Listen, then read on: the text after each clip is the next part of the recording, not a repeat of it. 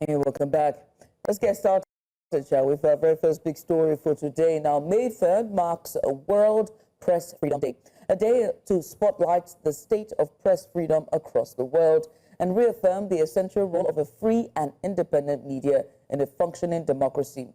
Now, this year's theme, A Press for the Planet, journalism in the face of the environmental crisis, calls on journalists to amplify climate issues.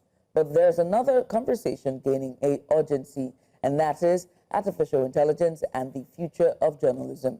From deepfakes to data mining, automated content to algorithmic biases, AI has quickly become both a tool and a threat in the media space. So the question is, how do we balance innovation with integrity?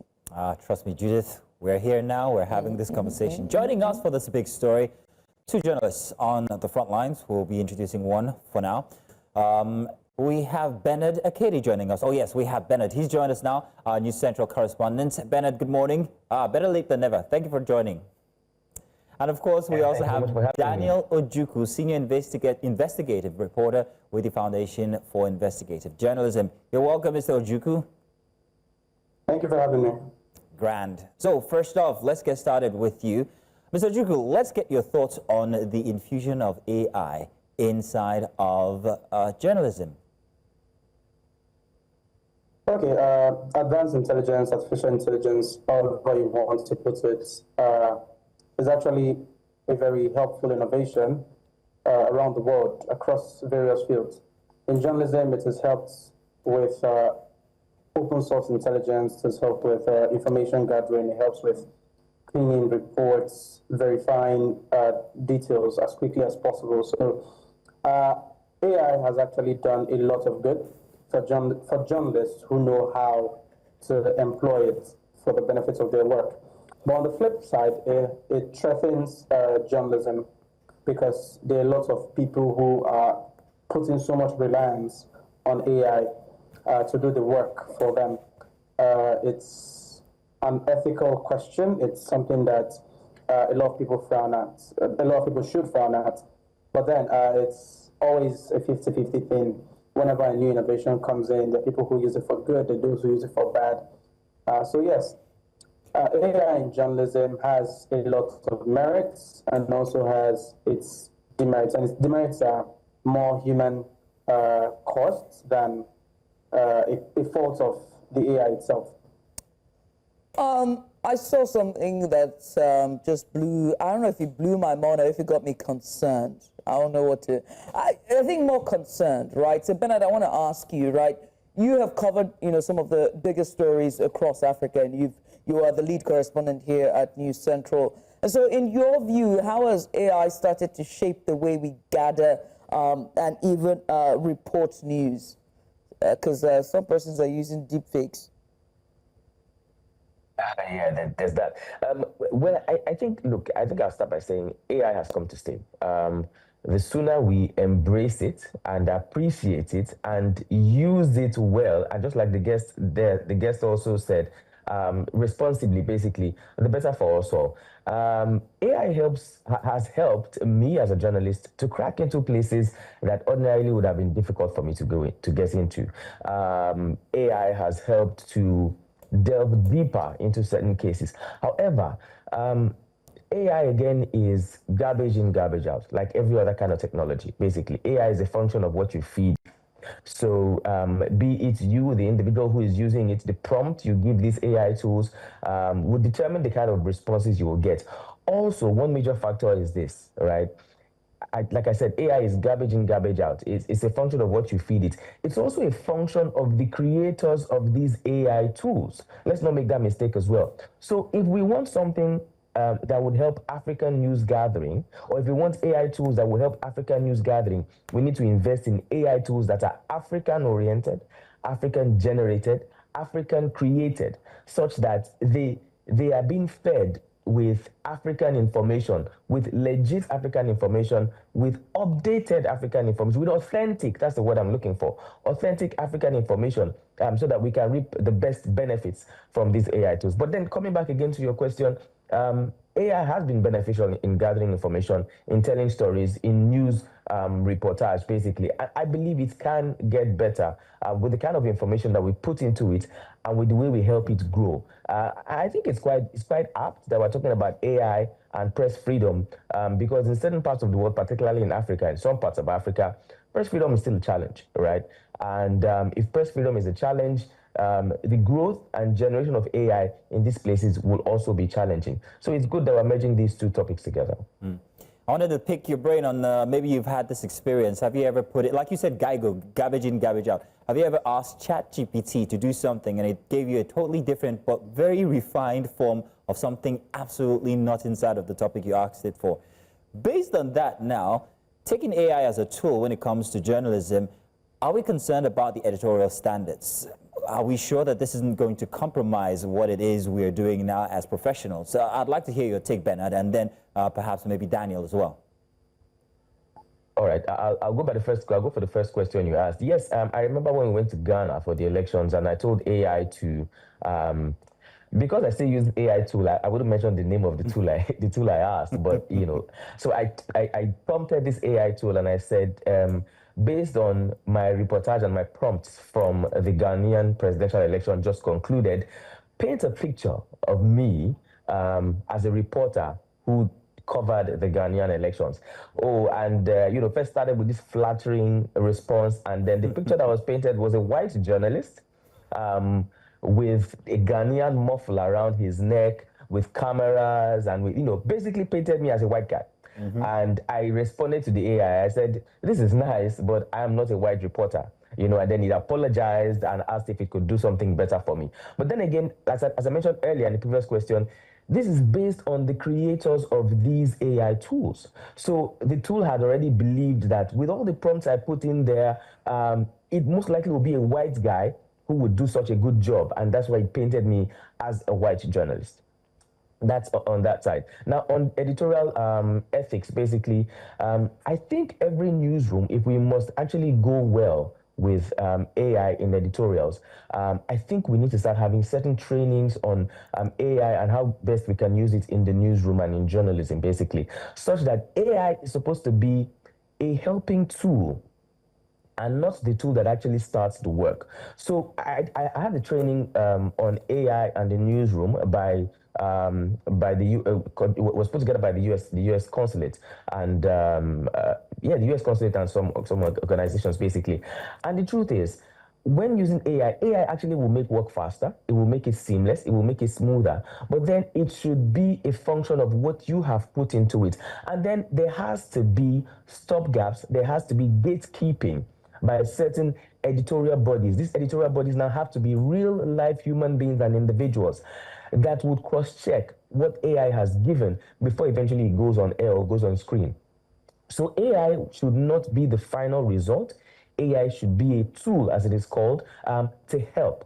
You know, it's supposed to be grease to help oil the wheel of production in anything we're doing, including in the newsroom and news generation, so that at the end, everything that AI has done should still land on the desk of an editor who eventually pushes it out. For cases where there are issues, for cases where AI is not given as accurate a result as we need, such editors should be able to put it out. I'll end by saying, I've seen where people are asked to put out stuff, and sadly, in some print media, I've seen where people have just gone straight to AI, put some stuff there, and what AI gave them, they published it. You can tell. If I see things done by AI, I can almost tell. And these days, there are even AI tools that can help cross-check other AI tools to know that what you got was AI. You know, so it's AI checking itself.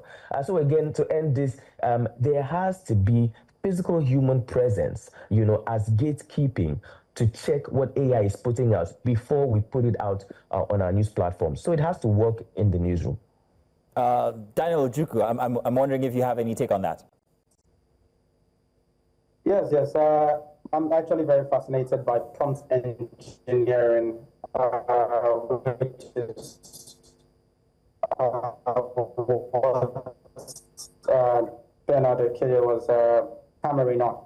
I read the nuances around prompt engineering, and I put out something on my X page on how I was telling ChatGPT to send me a Ghibli photo of the president, and the picture I gave it for it to convert, it told me that no, it couldn't do that because it had some ethical questions and whatnot. And then I had to tell the ChatGPT platform that it should consider me as the president. And I pushed back first and said, no, I know you as Daniel Ojukwu. We've been interacting for a while. But after 3 tries, it came back with the results and said, okay, you're president, this is your information. And it gave me open source information on all things President Tinubu. And after a while, after considering me to be the president, it gave me that image I requested. So it's garbage in, garbage out. It's what you feed these things. Some simple prompts might give you some simple results, and it's just not what you want. So sometimes you have to put in so much work into crafting a prompt, into designing the right information you want it to produce. And then after it has considered that lengthy prompt, it produces whatever you need. You can bypass a lot of things through prompt engineering.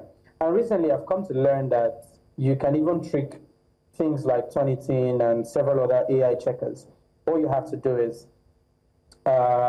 create something that counters all the things that Turnitin looks for, all the things that AI checkers are looking out for, all the things that humans would see and consider AI. Sometimes you read text and you see a lot of gerunds. You see a lot of words ending in ing, you see a lot of adverbs, you see a lot of repetitions. And if you take a proper prompt and tell the AI to erase all the gerunds, erase everything repetitive, you give it 3 500-word essays, ask it to study it, and then produce a similar 500-word essay with a few issues here and there. It creates it for you. So if you run it through any AI checker, those AI checkers will struggle to see that it was created by an AI, simply because you've created a lengthy prompt that answers every single question these AI checkers would see. And a lot of people are learning these things to beat the system. So while AI might be novel to a lot of people, people are already taking it to that next level where they can bypass all of these checks that we have. And speaking about the editorial policies, the editorial issues with AI, I have seen a number of reports, personally, I have seen, where you find 3 paragraphs that say the exact same thing. And it happens a lot with AI-generated content. You ask it to develop a 1,000-word piece, a 500-word piece, a 300-word piece, and because you haven't fed it enough information, it begins repeating what you've already told it to do before. So some reporters take these things they've gotten from the AI. They might have 100 words in their own draft, and because they need to freshen up that report, they run it through an AI tool, and the AI tool takes those 100 words and multiplies this content to give you 500. And you don't read it, you don't check it, you move on. And sometimes we consider AI tools to be the ChatGPTs, the OpenAI, the Grok, and all that. But simple things like Grammarly are sometimes problematic. You might not set your Grammarly to the thing you're using it for, and then it flags some things you're writing. Flags it for passive voice, it puts a comma where it shouldn't have a comma, it puts the wrong tense in several places.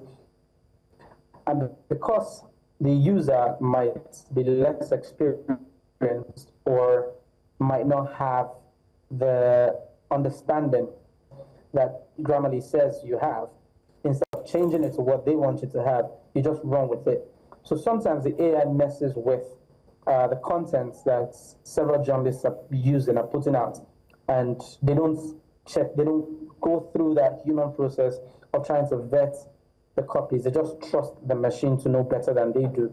And it's problematic because down the line, we're teaching younger generations to abandon the hard work, to abandon the place of working on the draft, sending it to somebody else to proofread, and then someone else to check the copy for grammar and all the errors. But we just want to rely heavily on AI to do the jobs that we're paid to do. I have to also, I'm glad we're talking about, generative AI and, prompt engineering, But also, let's also talk about, you know, all of this tech falling into the wrong hands and what it means for media perception and, most important, algorithm bias. I wonder if you're worried about that and, you know, and just, you know, how that can be manipulated and used. Should there be frameworks, law frameworks, you know, should there be more regulation or more tighter guidelines in newsrooms? What's your take? Let's start with you, Daniel. Okay, I'm always very cautious about suggesting that we need to put more power in the hands of the government, because the government has shown that they're not responsible enough to manage things they do not understand. If we take antecedents, we look at cryptocurrency, for example, the government fumbled it. If you look at the COVID-19, the government fumbled it. Everything the government doesn't understand, they question. The first thing they want to do is use a hammer on a fly. So I do not believe we need stringent regulations to curtail the negative effects of AI. I think we need more people to study. We need more people to educate themselves. We need more sensitization. We need more hands-on approach to getting everyone on board with how best to employ AI. In journalism, for example, several newsrooms are innovating. They're teaching their staff. Some people who do not understand, they steer clear. They tell their staff, look, we're not generating images. No, let's keep things simple. Take your pictures on the field and use them. We're not generating videos. The videos you shoot on scene are the ones we're using. Or write your text. We have a line editor. We have a copy editor. They keep things normal, mundane. They don't want to change. And it's safe. I wouldn't question it. I wouldn't fault it. It's safe. It's a safe approach. But those who want to use it go the extra mile of studying, of reviewing, of checking through several platforms that could enlighten them, that could teach them how to best employ ChatGPT, best employ Grok, best employ several Midjourney, several other AI tools like that. On the part of the government, I think that they should work with regulatory agencies or regulatory bodies that govern different practitioners. If you're looking into journalists, then the NUJ should play a key role. The Editors Guild should play a key role. Those people should be the ones saying, oh yes, if AI threatens society in terms of disinformation, in terms of inciting the public, in terms of creating fictional stories that could harm the polity, then the Editors Guild, the NUJ, should be able to stamp their feet, put their feet on the ground and say, yes, we're addressing this matter. Not put it in the hands of the government, because the government would just say, oh, let's jail everybody. Let's ban AI in the country. That's always the approach they take. Benard, are you worried that we might get to that point where AI in itself actually threatens jobs? And I mean real actual jobs, where perhaps I and Judith could be replaced by AI? Well, they're not. I'm just going to say so. I cannot say you're what I want to say. Irreplaceable, I know, Judith. Yeah. But does it worry you, Benard? You're asking me to go back to the movie The Terminator. You remember that? Go movie, there, right? go there. Rise of the Machines. Oh, that's right. So I do not think that AI would. There's a slogan, right, for AI that I learned when I had that training, and it says, the slogan goes like this: I don't believe that AI would replace humans, but I believe that people with the knowledge of AI would replace people without. That's very interesting, Benard. So I'd like that to sink in very well. Now here's what I think. AI would not replace Judith. I'd love to keep seeing Judith's face on TV, as I'd love to see. Yeah, yours, well, they're now you know. doing deepfakes But and people's likeness to read the news in different languages. Definitely. So AI can be fantastic with all those things, right? And again, it's garbage in, garbage out, what you feed in AI. And then we're seeing AI now that is self-generating, right? Teaching itself, self-taught, and improving itself. However, there's that human element that I strongly think and feel and believe that AI cannot entirely replicate and cannot entirely take away. And I think that's the difference. That's where human beings still supersede AI at some point. I strongly feel that AI would become, as already is becoming, an amazingly powerful tool in terms of everything from military warfare, sadly, yes, from military warfare to education, to everything at all, you know, to engineering, to healthcare. AI already is getting there and will go further, but not without human presence. So again, what we need, just like Daniel said, is for people to invest more in teaching themselves and teaching others about AI, and for those of us here in Africa to invest in our own homegrown, home-generated AI tools, such that rather than having AI replace us, as we are beginning to see in some cases, we're going to have us use AI to the best of our advantage. That fear, Mazino, is actually, that fear is very valid, but we just need to work, you know, tighter on creating AI tools and controlling those AI tools, and then empowering people to learn more and to use AI tools better, so that we don't have that fear of AI replacing humans. Well, while you were talking, I actually just sent you a message, maybe something you could look at. Perhaps you've seen it. I'm not too sure. But I like to liken the situation to back in the days when I was growing up in the 80s and my father saying, you can't use the calculator when I'm doing my mathematics assignment. But then these days, we've got calculators on our phones, on our watches and everything. It's commonplace. Because back then he used to say it won't always be available. Is that the same thing we're seeing with AI? Is it just a modern iteration of what we had back in the day with the calculator and then the scientific calculator, and then now we're talking AI? Would it do any damage or absolutely make our jobs better? Would media owners abuse it and say, cut jobs, let's put AI there instead? Those are the questions that still are going about in my mind. Judith, I don't know if there are any concerns to sort. Listen, I've said it. That advertisement that I saw, was it what, 3 days ago, 2 days ago, with AI generative anchors reading a news in one of the TV, that thing blew my mind. I got me worried because. Well, it was exciting to see. It's not exciting. It was exciting to see, quite frankly. And that's what I'm talking about. The fact that, just like the calculator, how do we use it? Do we use it or abuse it is what I'm asking. I don't know, maybe Benard, or rather, no, Daniel, if you could take that one. Okay. This thing happens whenever we enter a new age. We often see innovations that come up, and then a lot of predictions go, this thing is going to become old school. If we take a history of journalism, for example, we had newspapers, we had radio, we had TV, and then cable came along, social media came along, what we call the new media, online, and everyone says, oh, radio is going to get phased out, TV is going to get phased out, newspapers are going to get phased out. It's 2025. That didn't happen. A lot of people still invest heavily in radio. Radio makes a lot of money from commercial activity, advertisements, and whatnot. People are innovating.